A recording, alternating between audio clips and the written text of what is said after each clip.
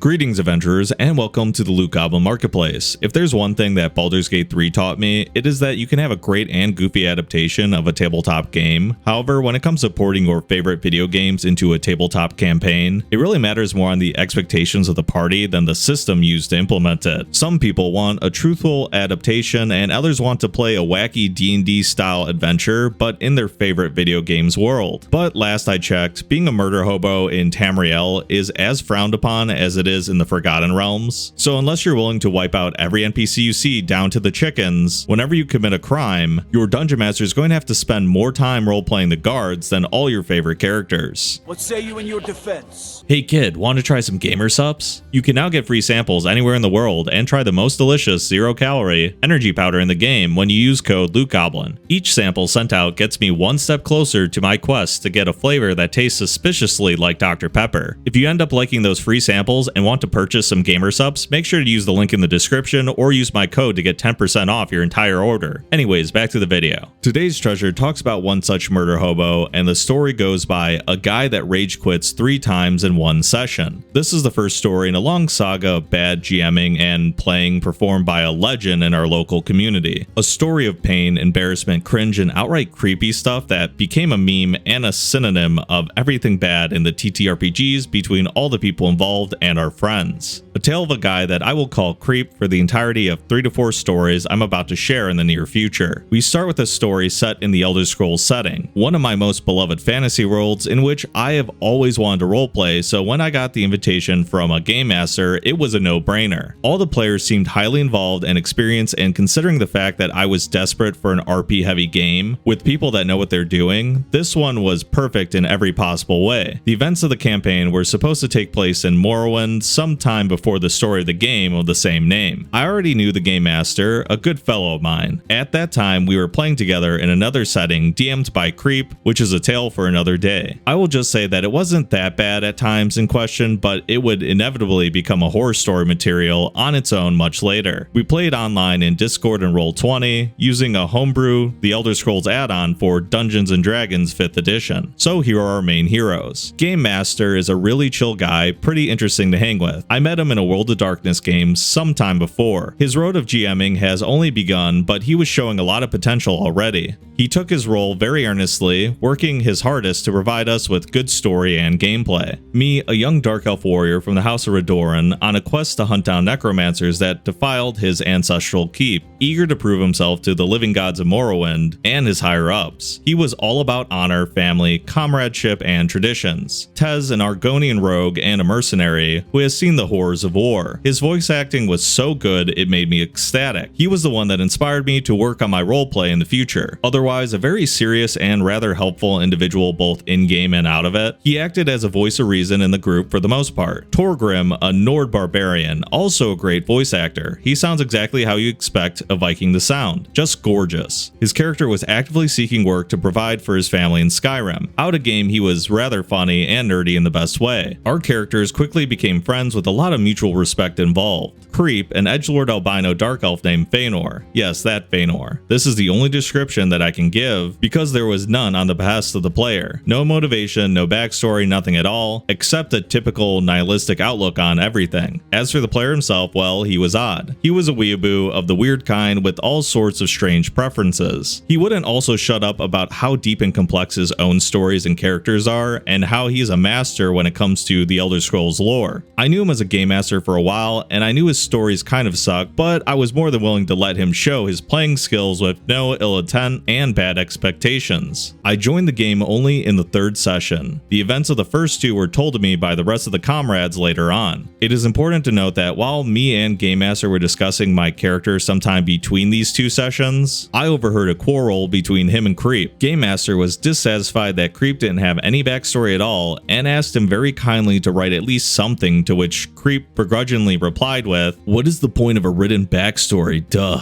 He then proceeded with 2 sentences of random generic information that his character was an outcast and a hired assassin with an oh so dark and tragic past, and that was it. This was the first time and the last time I've ever heard anything useful roleplay wise about his character. Note that the campaign was already ongoing with his character as a part of it. It didn't really bother me at that time, as a lack of backstory is not a bad thing on its own. Some good players can invent their own unique and interesting personalities during the game, while already existing information only slows their imagination down. There aren't many, but I know a couple, so I decided to give Creep a chance and a benefit of the doubt. God, I was wrong, so let us begin. Session 1. Tez, Torgrim, and Creep are being hired by a dark elven noble to investigate a rather unfortunate event. A mine shaft nearby, owned by this noble's brother, stopped their weekly deliverings of ore and ceased doing their normal mining schedules. Workers were all stationed outside the mine with mercenary guards not allowing anyone inside with no explanation whatsoever. Said brother refused to comment on this matter, and our employer is pretty worried. He tells the party that he will pay a good bounty if we do a little inquiry. He also tells us this is an unofficial task, so we're expected to not break any laws while performing our duty. That means no stealing, or at least not being caught while doing so, no killing, and no illegal activities. I guess you all know where this is going, right? After taking the mission, the party gets to know each other on their way to the mine. Argonian and Nord immediately begin sharing their experience and overall being friendly to each other, as they are now colleagues. But when both of them try to make contact with the edgy dark elf, he always replies with the same phrase. He looks at you with emotionless, doll-like eyes and does not say anything. Yeah, stereotypical edgelord stuff. So after a couple of failed attempts to speak, both of them give up, hoping that he's going to open up a bit later. When they finally reach the mine, they see a miner's camp outside and a lot of guards doing their usual activities. After asking around a bit, they find out that nobody is ready to share yet, and security station in front of the entrance refused to let them in because there was some kind of accident involving a collapse and a rockfall. They are all clearly lying, and you can tell. The party gets together to work on a plan. Tez, don't worry, we will work this out. I think we should talk to the miners. Maybe offer them some gold to give us actually useful information. If not about what happened, then at least how we can get inside without provoking the guards. What do you think? Torgrim, I have a good idea indeed. I can also make a scene to draw attention so you'll be able to sneak inside to do a quick reconnaissance. Should be easy enough. Feanor, any ideas? Creep replies, Feanor looks at you with doll-like eyes and does not answer. Tez, oh, okay, let's hope that if you don't have a plan to share, you can at least follow one. So I'm going to talk to the miners about Creep. Game Master, I want to talk to one of the guards stationed in front of the entrance. Game Master, okay. He repeats himself that they won't allow you in because they have orders to Creep. I draw my dagger and stab him in the liver. Rolls to attack. Game Master, okay, you can do that. You want to injure him or Creep? I kill him. Tez, what? But our employer? Creep. I try to slit the next guy's throat. So Creep's character starts to murder everyone, miner and guard alike, carving his way to the mine despite the protests of his party and the game master reminding him that he just failed their main task of not breaking the law. So much for an unofficial mission. Tez and Torgrim are forced to join the fight as the remaining guards think that they are Creep's accomplices and attack them in turn. After murdering half of the camp, but leaving a lot of witnesses, as Creep doesn't care if anyone knows of his atrocities, they descend into the tunnels. That is where the first session ends.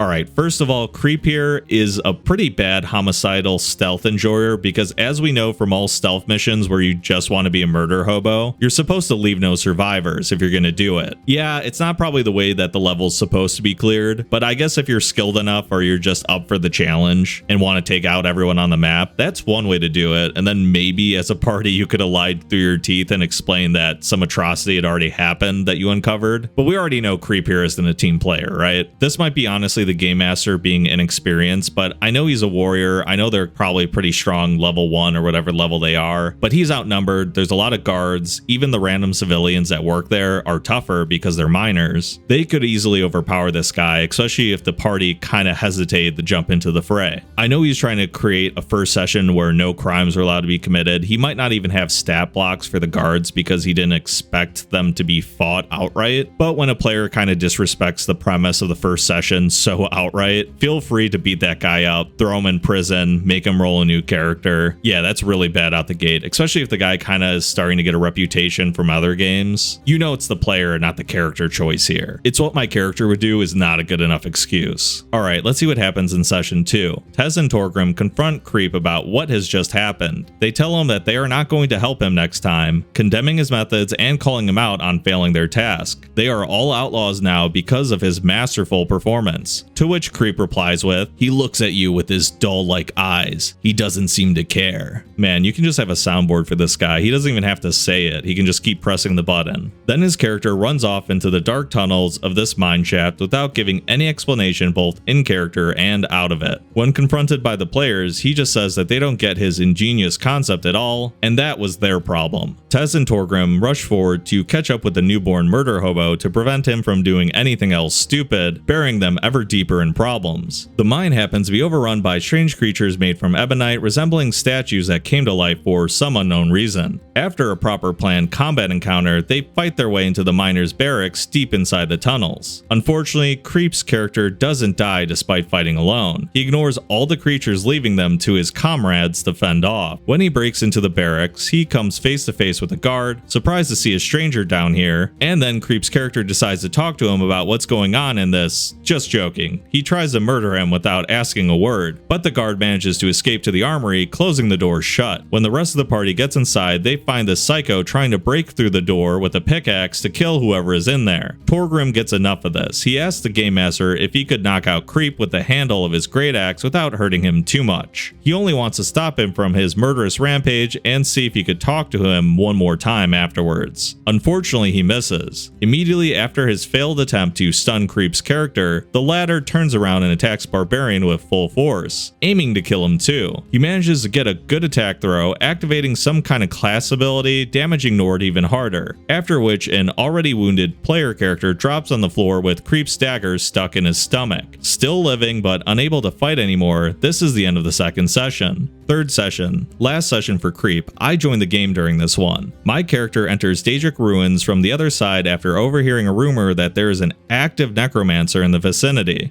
It doesn't take a genius to figure out where he will hang out to perform his disgusting studies. As things turn out, miners accidentally broke into the ancient ruins only to face their current inhabitants. It is important to say that just before the session, I caught Game Master kind of asking Creep to work things out with Torgrim. Nobody wanted a player character murdered except for Creep, because, as he said, Nord was asking for it. He finally agreed not to kill him, but only if his character pleaded for mercy with the most humble approach. It was fine by Torgrim. I guess he didn't want to hurt the party that was already falling apart. Game Master had other plans, luckily. I didn't want to see Nord begging this freak for forgiveness. When the game finally starts, Creep describes how he's readying himself to finish Torgrim while Tez is too far to help. But suddenly, the door that is currently behind him opens abruptly, kicking him prone. A guard fully decked in armor steps forward from the armory, putting his boot on Creep's neck. Tez then proceeds to heal his wounded comrade with a potion. Guard looking at Creep, "Who the hell are you? What are you doing down here?" Creep once again stays completely silent. Guard, "If you try to do anything funny again, I'll swear I'm gonna kill you right here and now." Immediately, Creep tries to pick up his sword in order to hit the guard's leg with it, but fails miserably this time. The guard kicks his sword far away and says, "Are you also deaf? I said if you try anything stupid, I will end your life." To make a point, he shows a cutting gesture across his neck. Creep, like the idiot he is, says that he casts a fear spell or some such nonsense from his ability list. I still don't remember what class he played, and hilariously enough, it only works on Nord, which is already unable to do anything. Guard shrugs his shoulder and proceeds to kick Edgelord's face repeatedly with his heavy soldier boot. The latter says his first and last phrase in 3 sessions. Creep,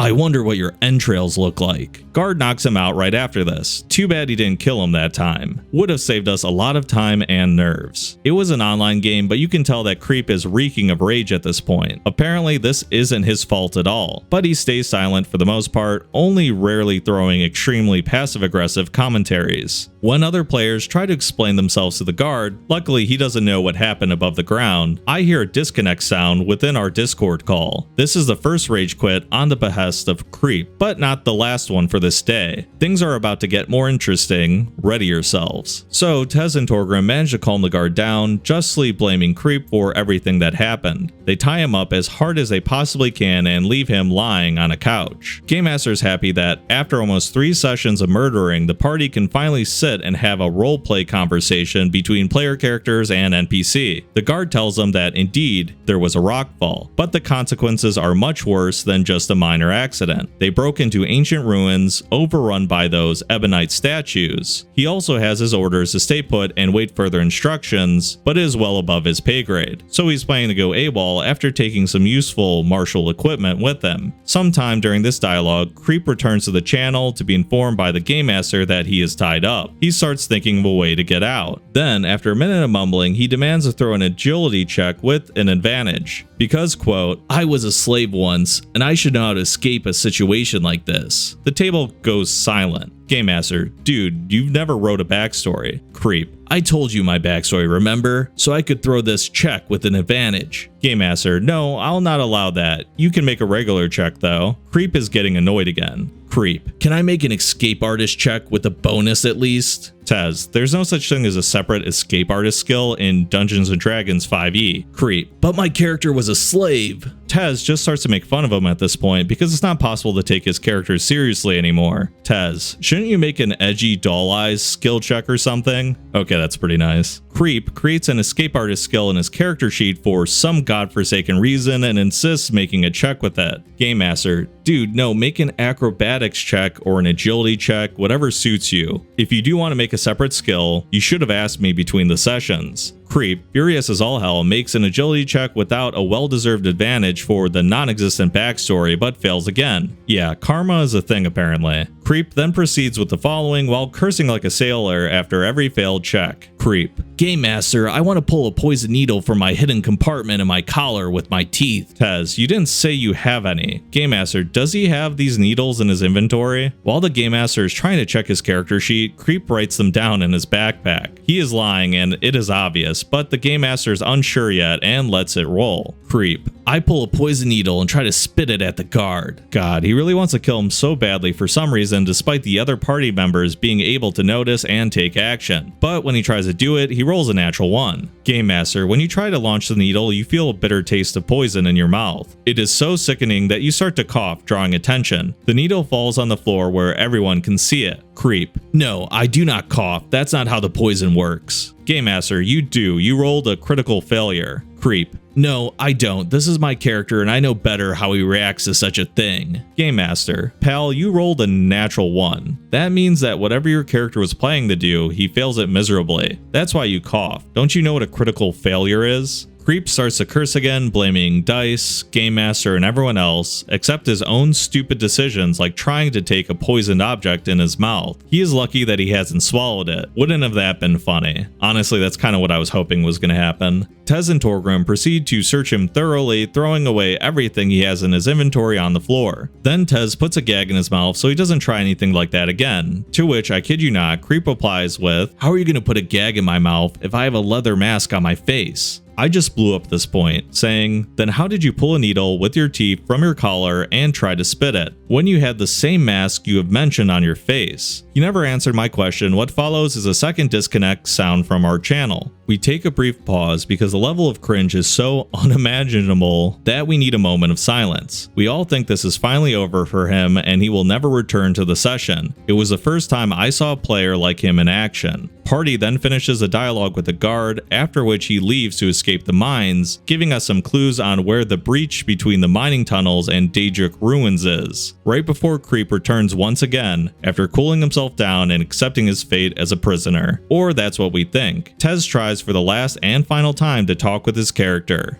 Tez, taking Creep's gag off. Listen, I don't know who you are and why you're doing what you are doing, but I offer you the last chance to make things right between us. You help us go through the Daedra mines and find the one attacking the mines with this army of horrors. If we do this, maybe we could at least make our employer forget an incident that you've created, and then after this madness is finally over, we will walk in different directions never to meet again. Torgrim and I will forget anything happened, or you can try to attack us once again, and we use you as bait for traps in those ruins and then bring you to justice. Think about it. What shall it be? Creep. After a long pause, he looks at you with dull eyes while being completely silent. Honestly, after that comment, I wouldn't blame the game master if he just allowed Torgrim to outright execute the guy and ban him from the Discord server, because that's crazy. Tez, you have made your choice. I'm going to put the gag back. Trap bait it is. So the guy literally ignores the last chance to be a legitimate member of the party, describing Feanor is so angry at everyone right now, and how he's going to slowly murder our other player characters while enjoying it, period. So the party enters the dungeon with the special murderous snowflake on their leash. He tries to escape here and there, but always fails in one way or another. The party has learned their lesson. At one point, my character and the rest of the party stumble across one another in the halls of antiquity. Me, who goes there? Show yourself. Torgrim emerging from the dark corridor holding his weapons ready.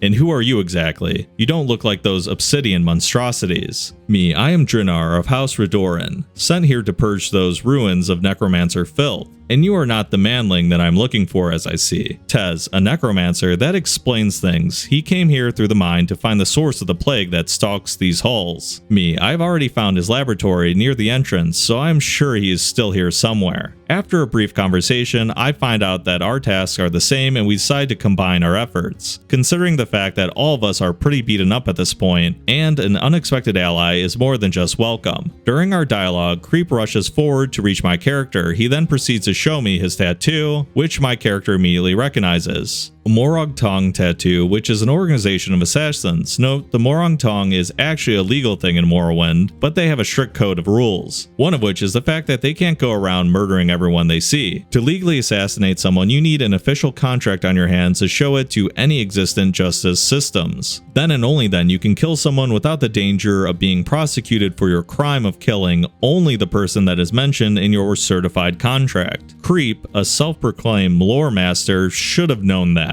Of course, there is no contract in his backpack to justify his spree of senseless murder. I still don't really get why he tries to befriend my character with this information. We were both dark elves, but my law-abiding and strict warrior from a rather knightly house didn't have any reason to help another dark elf, who was a complete and utter psychopath, breaking not only Morrowind's laws, but the laws of his own organization. After my character asks who the hell this guy is and why the mercenaries have tied up an assassin on their hands, he gets a full explanation. Creep then tries to escape one more time, kicking the Nord in the stomach with his knee while saying edgy things out of character when the realization that I'm not going to help his sorry psychotic butt finally comes to his delusioned mind. Bonded or not, he tries his hardest to murder the wounded Nord as his last gift, stomping him with his boots. Turns out my Dunmer has a couple of extra ropes to spare in his backpack. A good old kick sends the edgelord on the floor. After tying him up with another layer of bonds, my character says that Creep is going to answer for his madness and he will see it through personally when the mission is finished. And then Creep, spitting poison and cursing, leaves once again, this time for good as Game Master proceeds to permanently ban him from the server. And we played happily ever after. The end. P.S. This was my first and only encounter with a true murder hobo that I never knew existed in reality. I always thought it was just a term used to describe player characters that do RP but prefer the old-fashioned way of violence rather than reason. But this guy just wanted everyone dead, including our player characters, and tries his hardest to get anyone he could just because. After his final session, Creep exploded with vitriol and told us that we are the stupid ones, as we were all too dumb to understand his deep and complex edgelord player character. Please, for the love of God, if you want to play a psychopath, don't forget that you're playing in a group. It is a collective game. If no one is having fun except you, that means you're doing it wrong. And honestly, the way the author ended there has a really good point. If you want to play an edgelord, if you want to play a murder hobo, there are parties that do it, but that's just it. There are parties that do it. As an individual, especially as someone who's playing a very specific type of assassin, I'm sure the party would have let them do special contracts, set up perfect scenarios where they could isolate isolate a person, distract the guards, do everything that needs to be done for a clean kill, and then they would happily explain alongside their ally that it was a legit contract. Not that hard to understand, not really that deep and complex to understand. But I guess the complexity is he's part of an order and just does it wrong. I kind of get what he's saying, that he didn't realize that the term murder hobo is that bad, but there's kind of a term for a guy who just enjoys some good combat and sits out on roleplay. You know, there's like the barbarian that's called like a beer and pretzels barbarian, kind of sit back during the moments where there's a lot of roleplay. They aren't usually a problem if you're able to tell them no every once in a while. Because truth be told, if you have a party that likes to go for combat more than roleplay more times than not, you can totally have a party like that. But to make that choice by yourself is always a mistake. I mean, I think about the first session where essentially everyone's standing around coming up with a plan, and they ask the Dark Elf outright, hey, what do you want to do in this situation? We're coming up with some plans. You know, Tez has one, Torgrim has another that's going to aid it. What would you like to do? And he just stares at him and then goes off and stabs the next person he sees. That is probably the best example of a murder hobo, and not someone who just enjoys combat and wants to opt for it more times than not. So if you ever encounter something very similar to this, you don't have to feel bad at all about putting your foot down, especially if they're willing to stab you like in the second session as well. They clearly don't care about PvP. It seems like the game master allowed it. So honestly, just kill him, make him roll a new character, and if he rage quits, or in this guy's case, rage quits 3 times in one session, that's probably just a good sign that you can cut him loose and don't feel bad about it at all. So if you guys enjoyed the video, I want to hear your comments below. I'm sure a lot of people are going to agree with this sentiment. And if you have stories about encountering it in the past where you had a murder hobo and he just did crazy stuff and got away with it for much too long, I'd love to read about it. Make sure to like and subscribe. You can always become a member if you want to support the channel further. And I hope to see you in the next video. Farewell for now.